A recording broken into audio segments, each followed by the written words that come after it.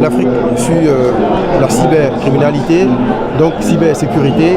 Quelle est votre action véritablement vers les États africains pour que les États prennent sérieusement en compte cette nouvelle façon de concevoir là? Si je comprends bien la première question, il s'agit de comment attirer les États à prendre au sérieux la cybersécurité. Je crois que la réponse s'exprime dans la conférence elle-même. En organisant une conférence de telle sorte, d'abord ça sensibilise la population, ça sensibilise les entreprises qui opèrent, ça sensibilise les acteurs économiques qui opèrent dans le cyberespace dans le pays. Et une fois que vous avez sensibilisé ces gens-là, la population inclue, je crois que les États n'ont pas le choix que d'écouter que c'est un problème qui est sérieux. Nous n'avons pas la possibilité d'attirer les États eux-mêmes directement. Nous avons seulement la possibilité d'organiser des conférences dans lesquelles nous participons, dans lesquelles nous invitons les experts en matière d'exprimer ce qui se passe et de donner les faits et de se baser sur le factuel.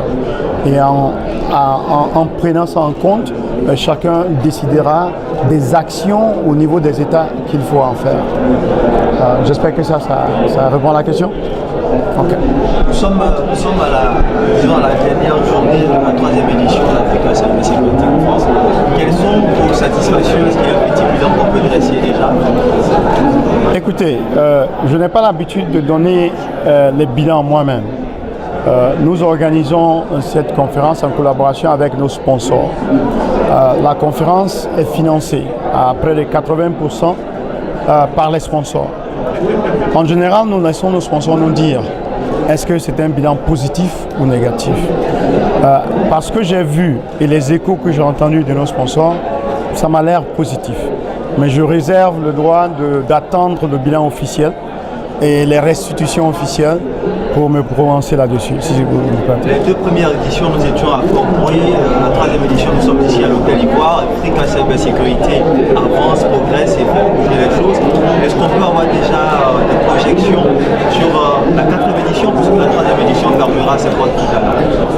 Ce que je peux vous dire, ce qui ne grandit pas est en train de mourir. Et nous ne sommes pas en train de mourir. Donc nous devrions grandir. Nous devrions grandir. C'est tout ce que je peux vous dire. Quelle taille, dans quelle dimension nous allons le faire, ça je ne peux pas le dire à ce jour. J'attends d'avoir le bilan. En fonction du bilan, nous allons nous regrouper avec nos partenaires et nous allons voir ce qu'il y a lieu de faire pour l'édition 2019. Mais avec ce que je vois déjà, je pense que ce sera beaucoup plus grand.